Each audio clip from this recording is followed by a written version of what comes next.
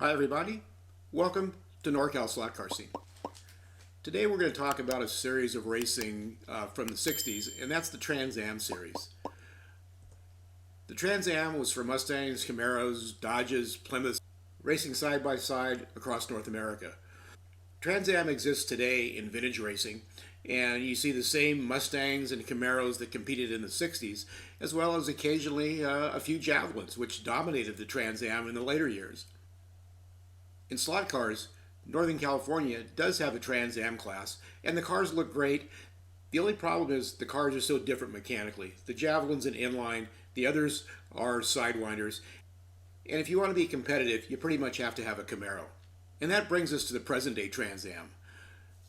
The new TransAm, presented by Pirelli, is bringing those glory days from the 60s back to racetracks, and we have the same cars.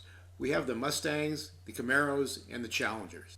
The current TransAm is an amazing series featuring 30-plus car grids. Unfortunately, it's not one of the more well-known series, so I doubt if we'll see any of the major manufacturers bringing out slot cars of these new TransAm cars. There is hope, though.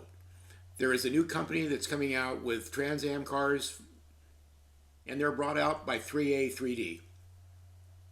3A3D stands for Three Amigos 3D Slot Cars. And not only are they bringing cars to the market, but a whole series of cars. The first car was the Challenger, followed by the Camaro, and just this week they showed the first prints of the Mustang. So we'll have all three cars on the grid.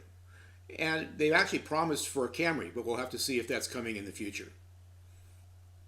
We won't have the issues we do with scale electrics because the mechanicals of these cars are pretty much the same, so I would expect them to be very similar on the racetrack, but I'll find out, and that's coming.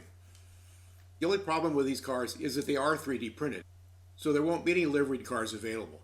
But if you have a little creativity and a little bit of time, these cars can look spectacular. It doesn't take a whole lot of modeling skill, which is good for me, to make these cars look great. This pink Challenger is pretty easy to do. It's just one color with an accent color of white on the hood. Or you can do just a simple single color, and with decals, these cars look great. I can't wait for mine to show up. It should be here later this week, and I'll have a complete video on the build and the performance of this car later.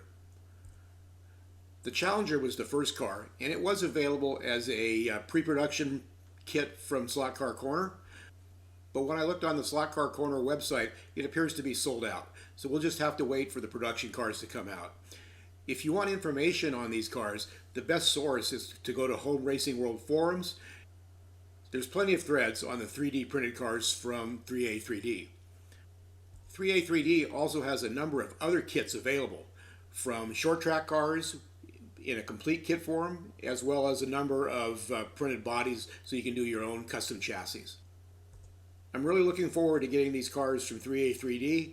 They look awesome, and I think this could create a great series for a lot of home tracks around the country. Thanks for watching. This is Jim Rose with NorCal Slot Car Scene.